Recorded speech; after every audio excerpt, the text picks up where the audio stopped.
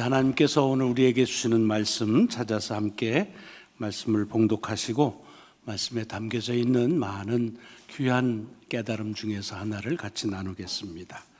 요한복음 21장 18절과 19절 전반절 말씀 반만 보겠습니다. 요한복음 21장 18절과 19절 전반절, 요한복음을 통해서 함께 은혜 나누는 169번째 주일입니다. 같이 봉독하실까요? 시작. 내가 진실로 진실로 내게 이르노니 네가 젊어서는 스스로 띠띠고 원하는 곳으로 다녔거니와 늙어서는 네 팔을 벌리리니 남이 내게 띠띠우고 원하지 아니하는 곳으로 데려가리라. 이 말씀을 하심은 베드로가 어떠한 죽음으로 하나님께 영광을 돌릴 것을 가리키심이로라. 아멘, 아멘. 오늘 봉독한 말씀이 한 주간 여러분의 삶에 능력으로 역사하시기를 주님의 이름으로 축복합니다. 오늘 말씀은 주님께서 베드로에게 3번에 걸쳐서 네가 나를 사랑하느냐라고 물으셨고 또 3번 베드로가 그렇다고 대답하고 거기에 이어서 주님께서 내 양을 치라, 내 양을 먹이라 3번 말씀하신 그 다음에 이어져 나오는 말씀이라는 걸 유념할 필요가 있는 그런 말씀입니다. 오늘 본문의 내용에 들어가기 전에 18절을 보면 주님께서 이렇게 베드로에게 말씀하시면서 거기 보면 내가 진실로 진실로 내게 이르노니 라고 그렇게 되어 있습니다. 여러분 복음서를 읽다 보면 마태복음부터 요한복음까지 이렇게 진실로 이른다라고 하는 말이 여러 차례 반복되는 걸 볼 수가 있습니다. 대략 4복음서에 한 80번 정도 예수님께서 말씀하시는 말씀 중에서 매우 강조하고 중요한 의미를 가졌을 때 진실로라고 하는 그런 수식어를 쓰셔서 말씀하신 게 있습니다. 물론 다른 건 다 진실이 아니고 그것만 진실이라는 말씀은 아니고요. 다 진리인데 특별히 이 말씀은 좀 더 강조한다라고 하는 의미에서 그런 수법을 이제 사용하신 것을 볼 수가 있습니다. 요한복음에 보면 그 중에 25번에 걸쳐서 진실로라는 말씀이 나오는데 이 요한복음은 다른 마태, 마가, 누가복음하고 달리 진실로 내게 이르노니라고 할 때 진실로라는 말을 2번 하고 있습니다. 진실로 진실로 여기만 그런 게 아니라 요한복음은 25번 다 진실로 진실로 말한다라고 얘기해서 아마도 요한이 주님의 말씀 중에서 정말 강조해야 될 것들에 대해서 사람들에게 주목하게 하는 그런 표현을 가지고 있습니다. 그런데 이 25번 중에서 24번은 16장까지의 언급이 돼 있고 16장부터 21장까지는 오늘 본문에 딱 한 차례 나옵니다. 그러니까 16장부터가 어디냐면 예수님께서 이제 재판 받으시기 위해서 붙잡히시고 결박당하신 후에 십자가에 달려 죽으시고 그리고 사흘 만에 부활하셔서 지금 우리가 보고 있는 여기에 이르는 이 과정 속에서는 주께서 하신 말씀도 많지 않으신 때문도 되지만 이런 진실로 진실로라고 하시는 표현은 여기밖에 없고 이게 처음이고 또 마지막입니다. 그 의미는 이 말씀이 굉장히 중요하다라고 하는 것을 우리가 알 수가 있는 거죠. 네가 젊어서는 스스로 띠띠고 원하는 곳으로 다녔거니와 늙어서는 네 팔을 벌리리니 남이 내게 띠띠우고 원하지 아니하는 곳으로 데려가리라. 이게 그렇게 중요한 말씀인가 하는 생각이 얼뜻 들 수가 있습니다. 여러분들은 이 본문의 말씀이 이 전체 문맥에서 얼마나 중요한 걸 차지하는지 금방 아셨는지 모르지만 저는 시간이 걸렸습니다. 물론 요 문장만 딱 띄워놓고 주님이 베드로에게 요 말씀만 딱 했다고 하면 그래도 이해하기가 그리 어렵지 않을 텐데 아까 말씀드린 것처럼 지금 주님께서 베드로에게 여러 말씀을 하셨잖아요. 그리고 가장 중요한 것이 내 양을 먹이라 라고 말씀하신 다음에 이어서 하신 거예요. 그러니까 분명히 주님의 양을 먹이라고 베드로에게 말씀하신 것과 무슨 연관이 있고 연관만 있는 것이 아니라 중요한 의미가 있다라는 것을 여기서 강조하신 것을 볼 수가 있는데, 과연 주님께서 왜 이 말씀을 하셨을까 하는 겁니다. 사실은 내 양을 먹이라는 말하고 그 다음에 여기에 있는 것처럼 여기에 뭐 젊었을 때는 네가 스스로 띠뛰고 원하는 곳을 가지만 늙어서는 네가 팔을 벌리며 남이 너 띠를 띠게 하고 원치 않는 곳으로 간다는 게 무슨 관련이 있고 맥락, 이 말씀의 흐름이 이렇게 잘 흐르느냐 하면 저는 말씀을 읽을 때 이게 잘 흐르는 것 같지가 않았습니다. 여러분, 그렇지만 이 말씀이라는 게 뭐 그냥 어디 주님 말씀하신 게 없나 해가지고 그냥 다 모아가지고 해놓은 컬렉션이 아니거든요. 뭐 요한복음도 그렇지만 모든 성경은 주님께서 하신 말씀 중에서 선별해서 이것은 꼭 기록하고 그리고 나누고 싶다라고 하는 것만 했기 때문에 그렇게 그냥 무작위로 해서 그렇게 이제 써놓은 말씀은 아니니까 분명히 연관성이 있을 거라는 거지요. 그래서 이제 생각을 한번 같이 이게 도대체 어떤 연관성을 가지고 하시는 말씀인가 하는 것을 생각해 볼 필요가 있다는 말씀을 먼저 드립니다. 자, 우선 이렇게 네가 젊어서는 네 스스로 띠뛰고, 그러니까 스스로 옷 입고 네가 가고 싶은 데 가는데 나이가 들면 네가 스스로 옷 안 입고 누가 옷 입혀주면 그리고 원치 않아도 가야 된다라는 이야기를 들었다고 하면 이게 어떤 의미로 다가오나요? 그냥 금방 얘기를 들으면 아마도 이런 생각이 혹시 들지 않으세요?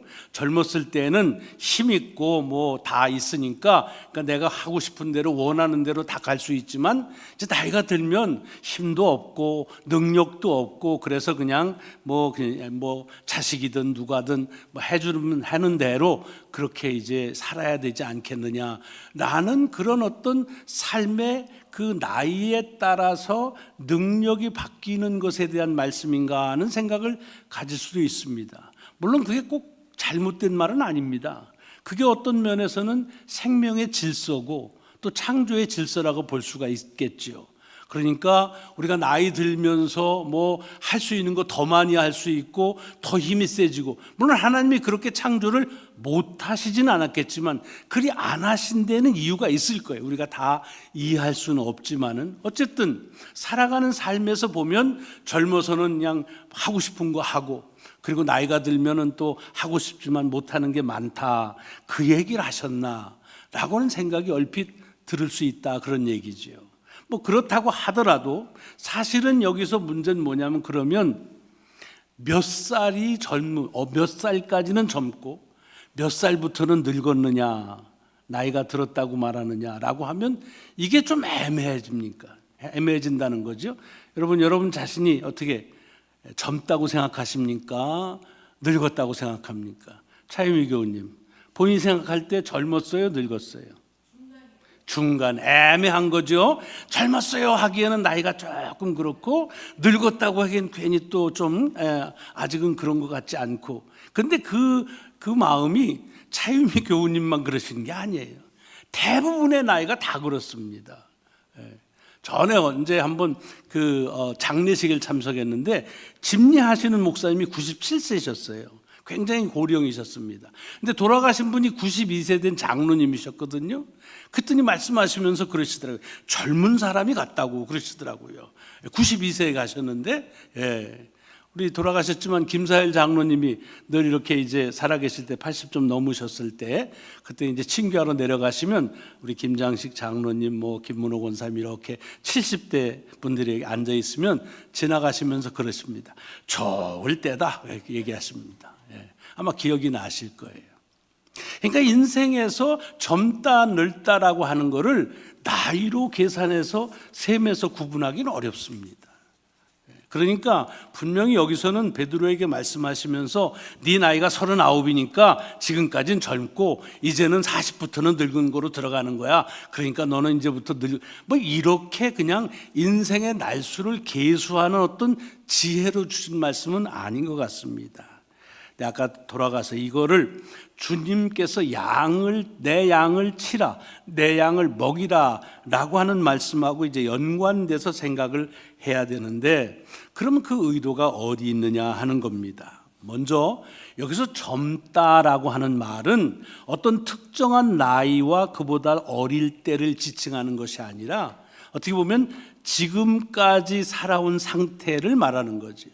주님께서 베드로에게 네가 지금까지 살아온 상태, 그걸 젊었을 때라고 그렇게 표현할 수 있고, 이제 늙었다라고 하는 말은 지금부터 살아갈 상태, 앞으로의 미래를 얘기하는 거지요.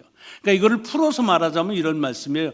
지금까지 너는 네 마음대로 네가 옷 입고 네 가고 싶은 대로 네 원하는 대로 살았지만, 그러나 이제부터는 죽을 때까지 이제부터는 너는 네가 원하는 대로 사는 것이 아니라 누군가에 의해서 이끌림을 받는 삶을 살게 될 것이다 라고 하는 그 말씀을 하시는 겁니다. 자, 그럼 우리가 베드로의 삶을 한번 직접 이렇게 생각을 해보자는 거예요. 복음서에 베드로의 삶의 개인적인 것을 프로필을 열거한 건 없습니다. 그냥 우리가 알 수가 있죠. 베드로가 어부로서 어떻게 살았는지는 잘 모르지만 죽어도 주님의 부르심을 받고 그리고 부르심에 응답해서 제자가 됐습니다. 사실은 부르심 받았다고 다 제자 되진 않았습니다. 부르심을 받았는데도 자기가 생각할 때 이건 길이 아니다 해서 안 간 사람도 많습니다. 근데 베드로는 자기가 결정해서 제자가 되었단 말이죠. 그리고 제자로서 주님하고 같이 지나면서 어떻게 살았습니까? 열심히 누구보다도 그렇게 이제 주님의 말씀에 순종하며 살려고 애를 썼죠. 그래서 자기는 생각할 때 그냥 주님을 따르는 게 아니라 내가 주님을 위해서는 내 목숨까지도 내놓을 수 있다. 누가 시킨 얘기 아닙니다. 주님이 목숨을 담보로 하라고 그렇게 말씀하신 적도 없어요. 자기가 그렇게 결연하게 각오를 다짐한 겁니다. 자, 그런데 이렇게 아주 자기의 마음을 굳게 먹고 각오를 단단히 하고 그렇게 주님을 따랐던 때도 있지만 지금은 어때요? 그런 결심과 그 각오가 어디론가 사라져버리고 이제는 부활하신 주님을 만났음에도 불구하고 이제는 주님하고는 끝났다라고 생각하고 낙향을 한 다음에 그러면 내가 이제부터 어떻게 살 건가 하면서 이제는 고기 다시 잡으면서 살아야 되지 않겠느냐, 그런 생각을 가지고 그리고 고기를 잡으러 갔던 때입니다. 이거 무슨 얘기냐? 주님께서 지적하시는 이 말은 네가 네 맘대로 살았다는 게 흥청망청 살았다 이런 뜻이 아니라 지금까지의 삶은 네가 플랜하고 네가 결정하고 네가 각오하고 다짐하고 그렇게 살아왔다. 그게 나쁘다 좋다는 말씀을 하는 게 아닙니다. 그렇게 살았는데 이제부터는 너의 삶은 이제 누군가에 의해서 이끌림을 받는 삶을 살게 될 것이다 라고 하는 그런 의미를 담은 말씀으로 주셨다는 얘기입니다. 여러분, 이게 그냥 얼핏 들을 때는 지금까지는 자유롭게 살았는데 이제는 부자유하게 산다, 좋은 세월 다 갔다, 너 이제 끝났어 라고 하는 말씀처럼 들리면 좀 오해입니다. 이건 무슨 얘기냐면 이게 사실은 우리가 살아가면서 내 마음대로 살고 내가 하고 싶은 대로 사는 거 모든 사람들이 바라는 삶입니다. 요즘에도 그렇죠. 그래서 젊었을 때 아이들하고 같이 직장도 그만두고 다 하고 1년 동안 여행을 하고 싶다 해서 여행을 하러 가는 그런 분들도 계십니다. 그리고 많은 사람들이 그런 결정하면 부럽다라고 생각합니다. 그러니까 이 세상에서는 뭘 선호하느냐 하면 자기가 원하고 자기가 생각하는 대로 삶을 살 수 있다면 그게 가장 좋은 거라, 좋고 나쁜 걸 떠나가지고서 성공한 인생이라고 말합니다. 그래서 그런 일들에 굉장히 로망이 있습니다. 특별히 우리 어르신들 가운데서는 또 반대로 내가 젊었을 때는 내 마음대로 못 살았어요.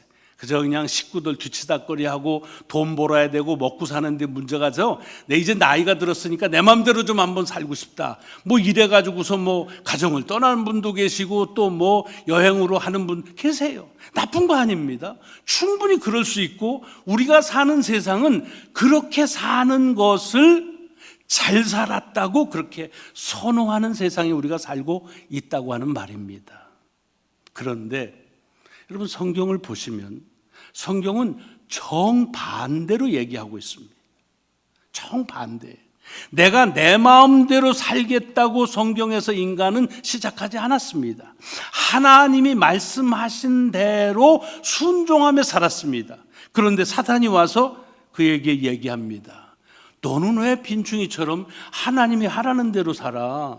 네가 하나님처럼 될 수 있고 네 마음대로 살 수 있는데 왜 하나님이 하라는 대로 사는 거야? 라고 그렇게 말한 것이 첫 번째 사람에게 처음 사단이 한 것을 시험, 유혹이라고 말합니다.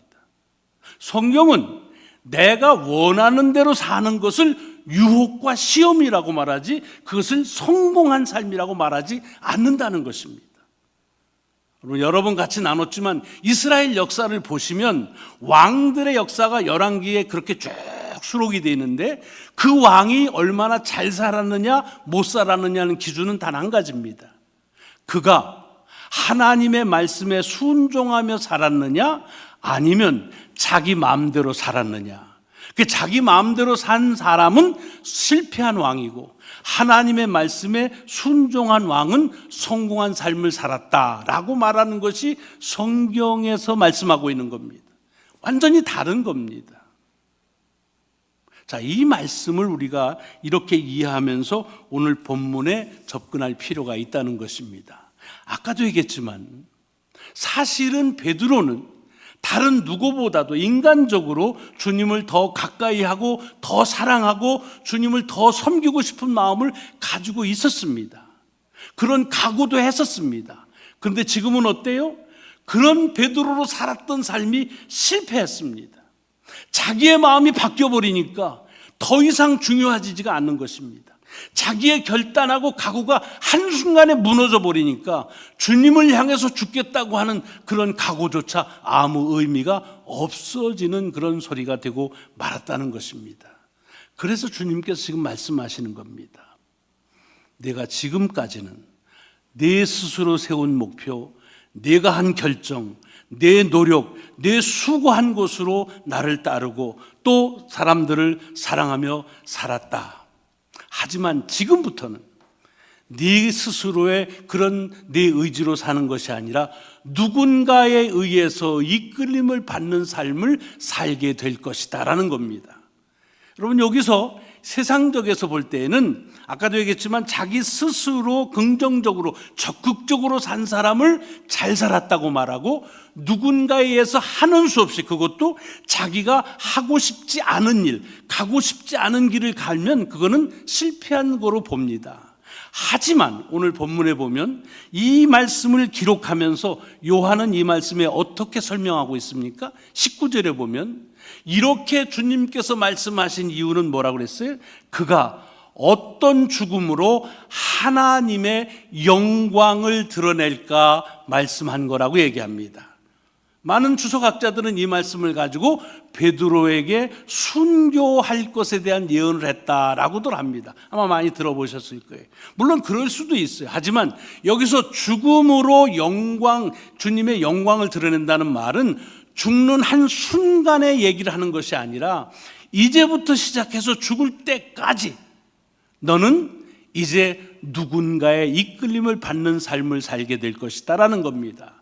그러면 그 중요한 것은 누가 베드로의 손을 벌리게 하고 누가 그에게 띠를 띄워서 누가 그를 이끄느냐 하는 것이 중요하죠. 오늘 본문에는 그냥 3인칭 단수로만 나와 있지만 그 3인칭 단수가 가리키는 것이 누구인지 요한도 알고 우리도 압니다. 누구시죠? 하나님이시죠. 왜 하나님이신 줄 압니까? 그냥 게스한 것이 아닙니다. 그렇게 살면 그것이 하나님에게 영광되는 삶이라는 겁니다. 여러분, 하나님에게 영광되는 삶이라는 게 뭐예요? 하나님이 원하시는 대로 사는 거 아니겠습니까? 하나님의 모습처럼 사는 거 아니겠습니까? 그렇다고 한다면 그것은 사람의 노력이나 수고로 할 수 없는 겁니다.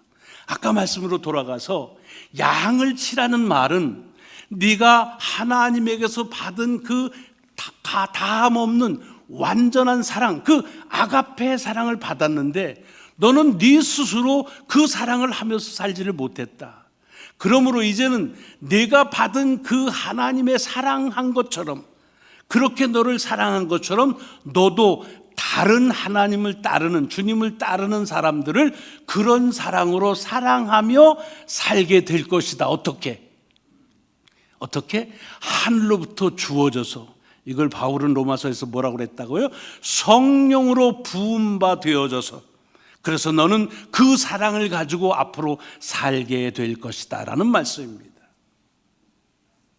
그래서 이 말씀이 매우 중요한 의미를 가져서 진실로 이른다고 하는 말씀으로 강조하신 것입니다. 신앙은 뭐냐?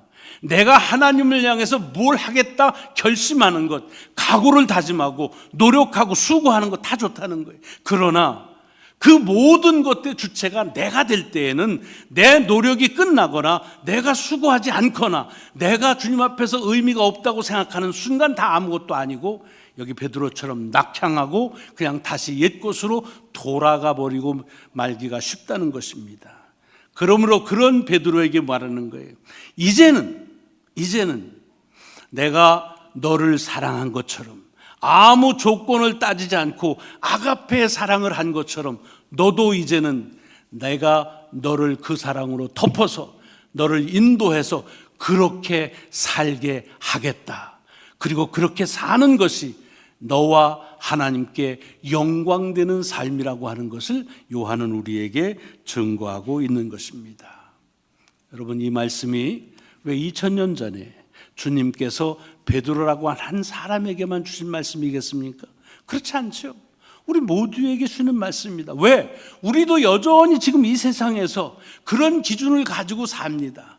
어떻게든지 내가 원하는 대로 살자, 내가 정한 대로 사는 것이 잘 사는 거다, 내 노력의 대가만큼 얻는 것이 그것이 중요하다라고 말하지만, 그러나 우리가 신앙에 들어서서 그리스도를 믿는 그리스도인으로 사는 순간 우리의 삶을 통한 영광스러운 삶은 우리의 의지로 사는 것이 아니라 그리스도를 통하여 인도함을 받아서, 비록 어떨 때는 내가 가고 싶지 않고 하고 싶지 않은 일이라 할지라도 주께서 내게 베푸신 사랑, 그 사랑으로 대하고 주께서 내게 주신 용서하신 것처럼 내가 원치는 않지만, 하기 싫지만 다른 사람을 용서하며 살아가는 삶을 살게 해 주신다고 하는 이런 약속의 말씀입니다.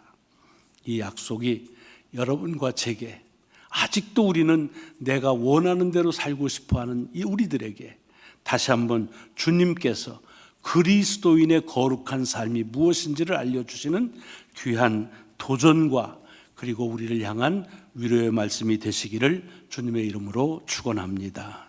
기도하시겠습니다.